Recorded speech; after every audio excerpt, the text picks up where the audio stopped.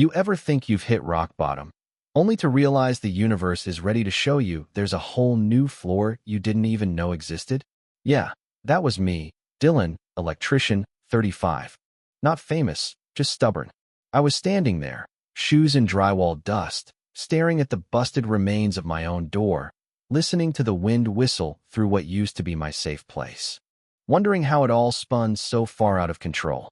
I'd lost everything once to a group of HOA busybodies with too much time, too many lawyers, and just enough spite to weaponize a rule book. But this was something else entirely. Turns out, there's no bottom when you're up against the kind of folks who think power is just another tool in the garage. Let me back up a sec. I used to think if you knew your trade, played by the rules, or at least didn't get caught breaking the wrong ones, you'd be fine. I'd wired half the homes in this county, built a reputation on fixing the things other people gave up on, and I'd saved for years to buy that first house. A smart cabin, all the bells and whistles, solar array, backup systems, the whole nine. But you know what got me? Not a hurricane, not a fire. It was the HOA. Some arcane bylaw about unauthorized energy infrastructure. They called it a violation. I called it my dream, torn out one circuit at a time. Lost the appeal, lost the house, lost my savings.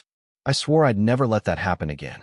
So, when I found this place, a weathered cabin right on the edge of a sleepy suburb, big enough for my gear, far enough from the action, I told myself I could keep my head down. Yeah, the listing said managed community, but I figured, how bad could it be? Month 1, nothing but peace. Sawdust in the air, inverter humming, me with a cold beer on the porch. Then came Brenda. Brenda was the kind of person you notice even when you try not to. Mid-50s, banker sharp, suit pressed like her lips, eyes that flick over you and tally up your net worth. Just call me Brenda, she'd say, all customer service smiles, but there was steel behind it, like she'd love to see you trip, just so she could bill you for the fall. She was the HOA president, and if you listened to neighborhood gossip, they called her the witch. I thought that was just old folks talking, but turns out they were being generous. At first, she dropped by courtesy visits, wanted to chat about my visible conduit lines not being aesthetic, or how my battery shed was disrupting neighborhood uniformity. That's a real quote. I tried to play along. But you ever try to reason with someone whose only hobby is telling other people what to do? The violation letters came next, printed in all caps. Immediate compliance required, or else. Suddenly, I was that anxious guy again, the one from 3 years back, heart pounding at every letter in the mailbox. I poured a whiskey, sat down, and decided if she wanted a fight, she'd get one. I read the HOA rulebook front to back.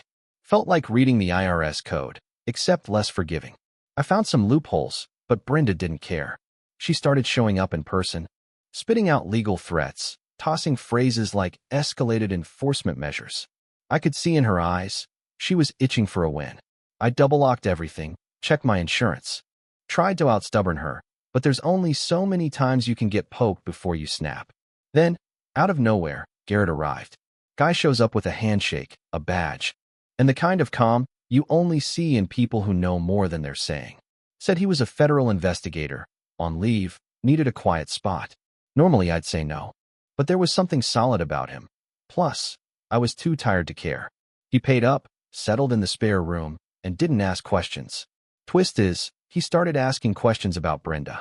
He got a hold of the violation letters, the fake inspection forms, and within a day he's running forensic scans on his phone, showing me the signatures are fake, the forms doctored.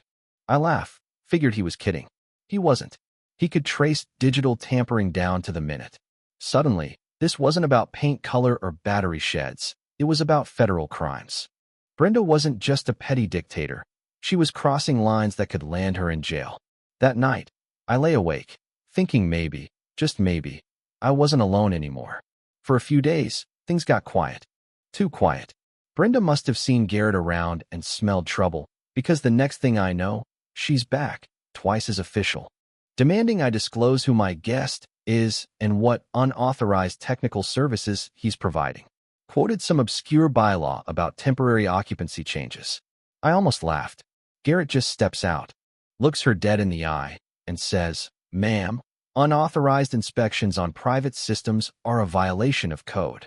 You could see Brenda falter, just for a second, before she snapped a dozen photos and stormed off. But she wasn't done. Next day, the siege really began. Security cameras, pointed at my yard, installed on utility poles. I'd step outside and feel the lens tracking me. One day, Garrett tossed a towel over a camera. 5 minutes later, Brenda called screaming about obstructing community safety equipment. Then, out of nowhere, my power's cut. 6 hours in the dark, freezer ruined, computer dead.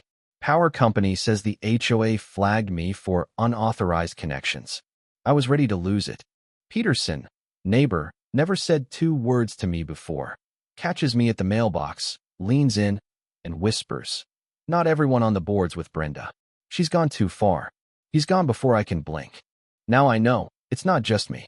Armed with proof, Garrett lays it all out. Document tampering, surveillance, fraud. We have a case. But Brenda's last play is her boldest: 2 maintenance goons. A utility truck pounding on my workshop door, waving an official code, demanding entry. When I refuse, they bust the door in with a crowbar, scattering my tools and wires everywhere. Brenda storms in, declaring herself the law. It would have been hilarious if it wasn't so infuriating. Then, as if on cue, the cops roll up, called for an abandoned infrastructure dispute. The young cop barely listens, asks for Garrett's ID, and for a second, I think we're sunk. But Garrett flashes his badge, real slow, and suddenly, the energy in the room shifts. Now Brenda's sweating. Garrett lays out audio of her plotting document fraud, video of her ordering the break-in, and forged permits stacked like a deck of cards. One cop mutters, "Holy hell." Brenda's face goes from smug to panic. When the cuffs click shut, I finally feel it. Relief, justice, whatever you want to call it. But just as Brenda's loaded into the cruiser, Garrett leans over and says, "This is the easy part. Someone paid her to go this far. This isn't over." That's when it hit me. There's always another layer, always someone else pulling the strings. In the days after, neighbors I'd never met told their own stories. Brenda had fined everyone for solar panels, garden gnomes, even for unapproved wind chimes. The new board tossed all her rules, moved the cameras to the entrance, and the street felt normal for the first time. But I kept looking over my shoulder, waiting for the next shoe to drop. Weeks later, Garrett admitted the whole ordeal had unraveled a multi-state fraud ring. Fake upgrades, laundered money, all hidden behind the shield of community safety. My broken door was the loose thread that took down the web. Brenda went to prison, restitution ordered, her mugshot printed in the HOA newsletter. How's that for irony? I kept the door. Welded a sign, "Boundary crossed here." Line restored. Now, I run a tiny legal aid clinic, helping folks fight back when rule books get weaponized. So what about you? Ever stood your ground against someone high on authority? Had your own Brenda moment? Drop your story below, because maybe, just maybe, if enough of us draw the line, we can finally stop people like her from crossing it. And if you stuck around to hear all this, well, you know exactly what I mean.